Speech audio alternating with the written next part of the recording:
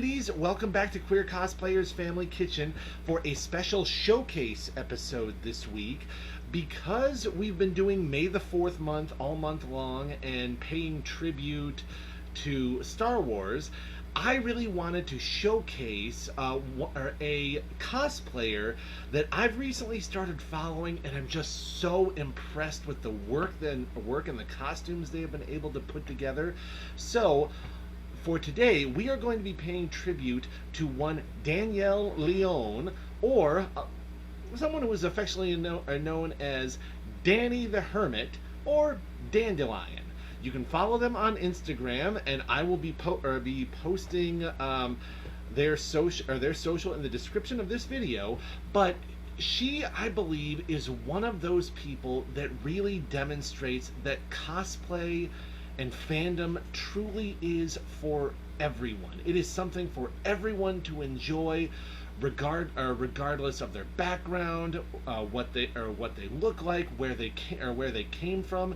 She is just a beautiful example of loving who you are and finding something that makes you passionate and doing it to the best of your abilities. So today we are going to be making a dish dedicated to Danielle and kind of paying homage to her ancestry, which would be Haitian.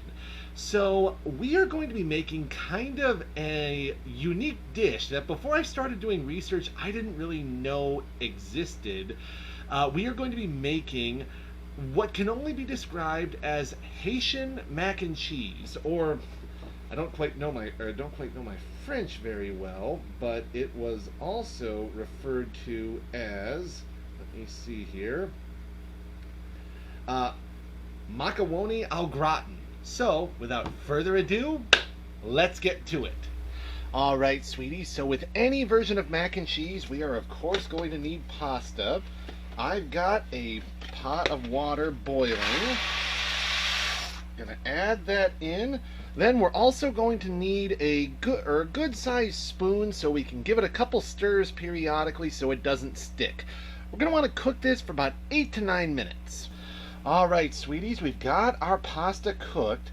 Now I've got my stove set to about medium-high heat, and I've melted some butter, and we are going to saute half a cup of onions and half a cup of minced garlic.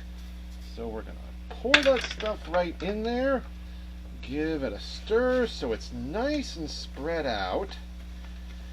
Then we're going to leave that on until it gets fragrant, so about 3 or 4 minutes. Alright, sweeties, these are sauteing nicely. They have a wonderful aroma. So now we are going to add the bulk of our ingredients. We are going to add 1 cup, one whole container of evaporated milk, like so. We are also going to add, let's see here, 1 cup of heavy cream. There we go. Pour that in. There we go.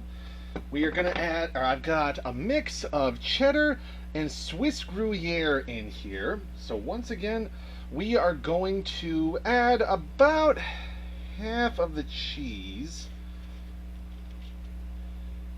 like so.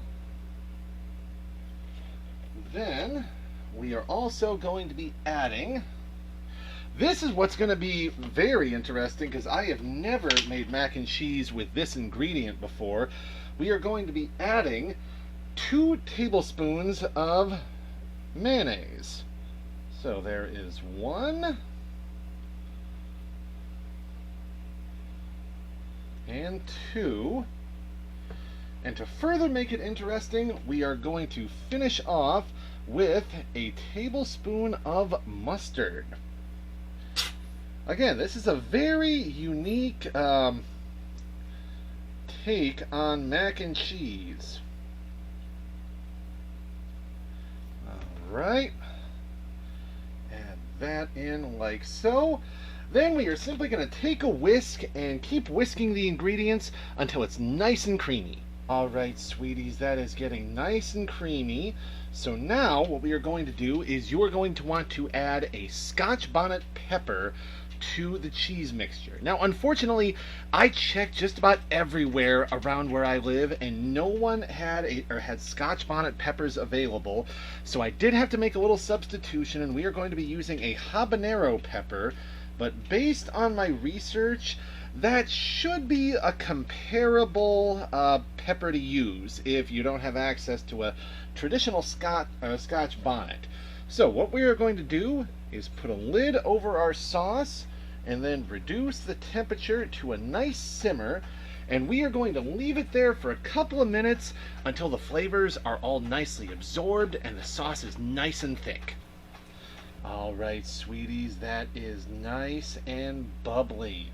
So first thing we are going to do is remove the pepper, like so. Then, much the same with traditional mac and cheese, we are going to combine the cheese sauce and the pasta, like so.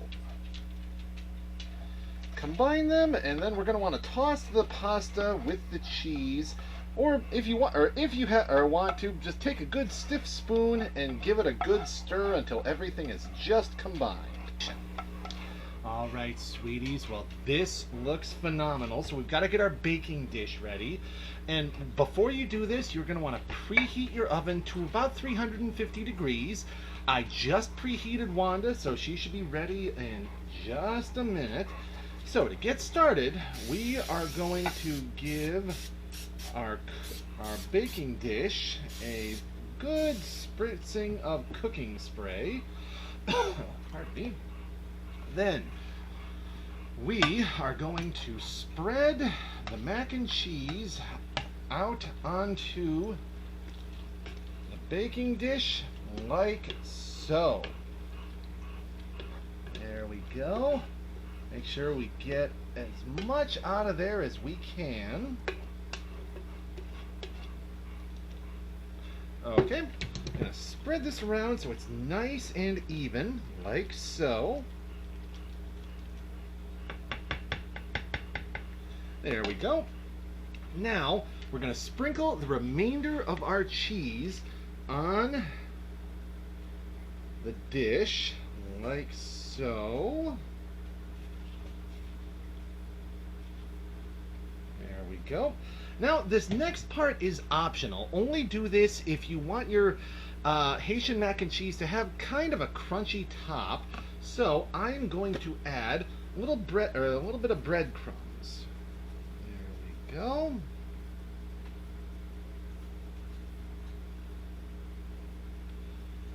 All right. So we are now good to go. As soon as the oven is preheated, you're going to want to stick this in for about 30 to 35 minutes or until it's nice and golden brown on top. Oh, sweeties, this turned out beautifully. Absolutely beautifully. I cannot wait to sample this, but most importantly, Danielle, thank you so much for agreeing to collaborate with me on this project. It means so much. Your cosplays are nothing short of incredible, and I really hope we run into each other at a con sometime soon. So, this is Ariel Brandywine wishing you all a wonderful evening. Bye, sweeties!